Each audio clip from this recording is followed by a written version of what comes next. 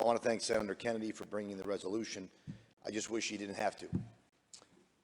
Very often we'll get up here and we'll talk about resolutions, we'll talk about bills, and we're speaking in general terms or we're speaking in abstract terms because we're talking about people sometimes that we don't know, or we're talking about situations that we're unfamiliar with, but we may have a strong belief or passion on. For Senator Kennedy, that was not the case on Saturday. Staff member's son was in that grocery store. Now, we all have staff, and we all know, if you're an elected official worth their salt, your staff is really an extension of your family. Sometimes you see them more than your family. And I can only imagine what was going through Senator Kennedy's head, his heart, and I can only imagine the sense of relief, however tragic, that his staff member's son made it out alive, even though 10 other people did not. And I'm sure there are people in that store for the rest of their lives who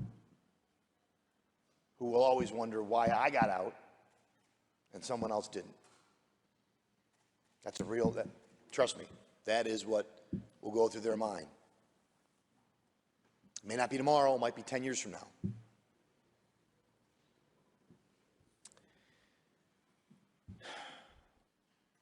I wish I could unequivocally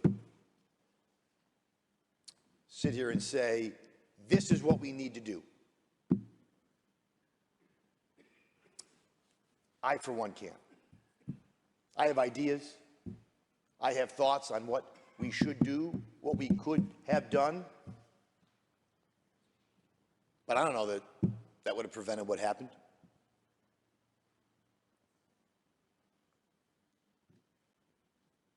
My feeling is if it was that simple, it might have been done already.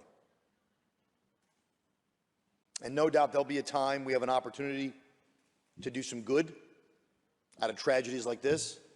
And there'll be a time for political debate, for policy debate, for what the right thing to do. But we can't shy away from what we saw on Saturday.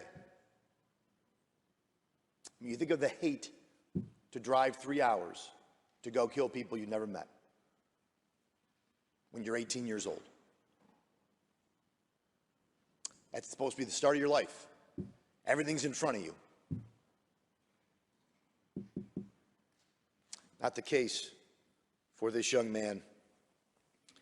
And I know when we have tragedies like this, grief demands an answer. And very often the answer isn't satisfying enough. If the shooter had come out and he had been the devil himself, Satan incarnate, maybe that would have satisfied us. But it's not. It's an 18-year-old kid by most standards, an adult, but a kid, an 18-year-old kid with that much hate at 18, subscribing to an intellectually vapid, completely ridiculous, debunked theory that we thought had been thrown into the dustbin of history.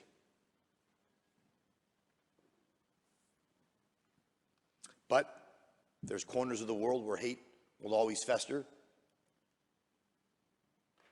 like a virus, or in dark corners on the web, in dark chat rooms, in the recesses of his own mind, and maybe other places that we don't know. That hate grew and was festered.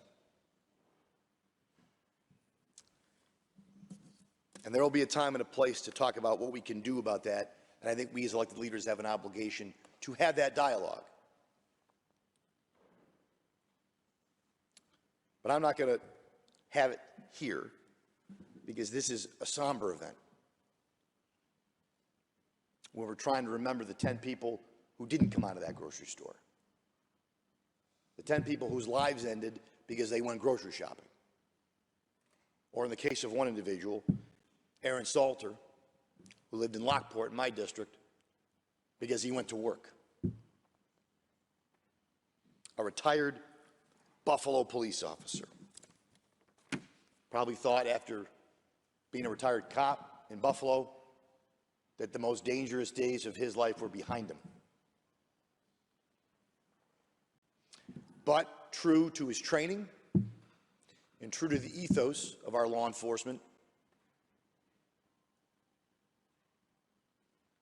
and it gives me no pleasure to say this, but he died a hero trying to protect the people in that store.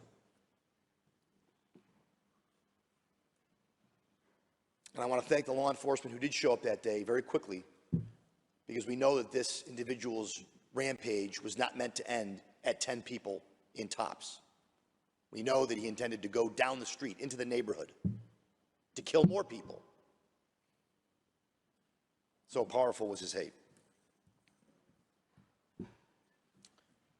So, to the people of Buffalo and Western New York, our hearts are heavy. Not only if you're from Western New York, if you're from New York, if you're an American. To the families, I think was said by Senator Bailey, they don't care about the politics or the TikTok video or the press release. None of it brings back their loved one. None of it makes it okay. None of it explains it. And I fear that we will fall short in that task anyways. But we have to try, no doubt. So, Madam President, on behalf of myself and our conference, I certainly extend our deepest condolences, our prayers to the families who lost their loved ones that day. May they rest in peace, and may they not have died in vain. Thank you.